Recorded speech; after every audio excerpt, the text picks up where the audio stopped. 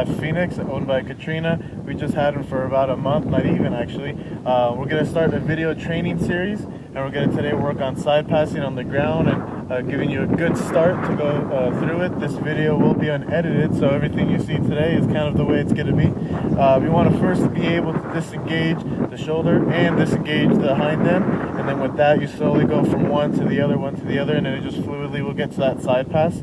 I do like to start with the fence because you face their nose towards it, and then they can't really go forward, so you kind of eliminate one thing out of it, whether they want to go forward or back. If they want to go back, all you got to do is pull them forward, so it kind of eliminates all that hassle. So I'll start today with getting those shoulders to disengage and move. There we go. I'll bring them a little forward. I'll disengage that butt. Disengage that shoulder again. Disengage that butt. Disengage that shoulder. Disengage that butt.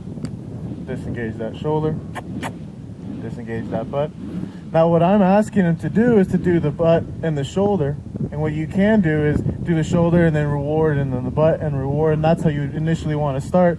But since I've kind of been working on with Phoenix here for just a little bit, I kind of just expect a little bit more, so what he's doing right now is perfect for right now.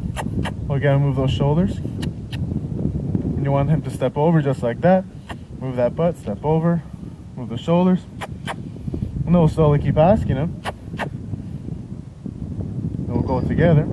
I'll keep my left hand up. There we go. That was a few good steps right there. 1 or 2. And we'll do that again.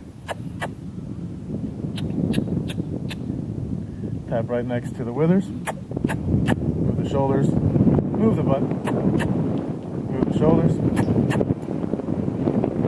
And move the butt. There we go. Move the shoulders.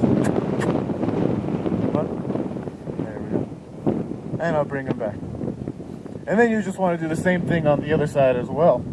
So yeah, just making sure that you have a good base of being able to start with your horse.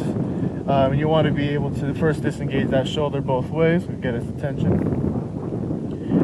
You're able to disengage his shoulder, so move it just like that. Reward him for that. If your horse can't do that first or disengage the hind end, make sure you work on that before you even try the side pass, because you're going to really want to have these key points before you try that side pass. It just makes everything a lot more fluid.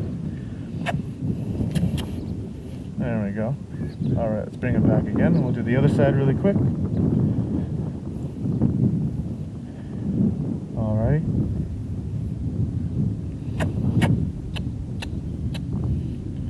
And disengage the hind end.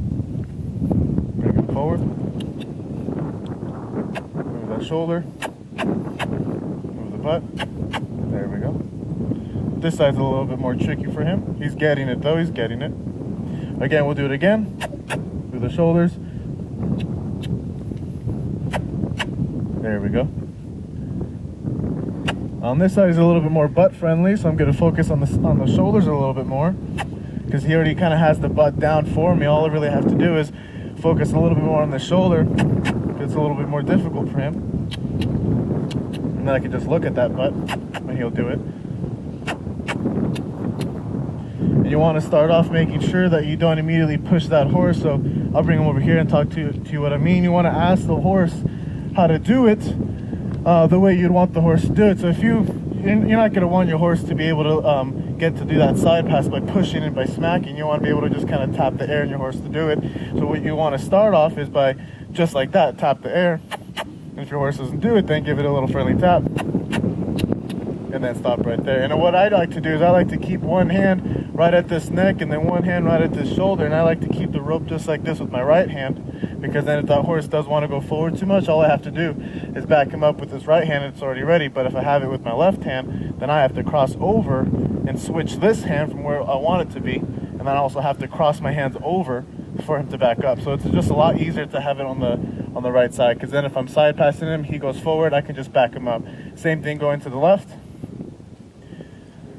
If I'm trying to side pass him this way, I'm going to have this rope in my left hand, because if he's going forward and I want him to go back, instead of having it in my right hand and crossing over, all I really have to do is keep it in my left hand and back him up while we're doing our work. Alright, so that's how to kind of get a correct start for that side pass. You want to be able to get those shoulders to move, to disengage off of that pressure, and to disengage that hind end, and then slowly go back and forth, and to be able to get it to come together to get that correct side pass. All right, so thank you guys for joining with me today. That's how you can get that correct side pass. We'll have more videos to come, and until then, I'll be working with him, and then we'll post a video later of his progress. Thank you.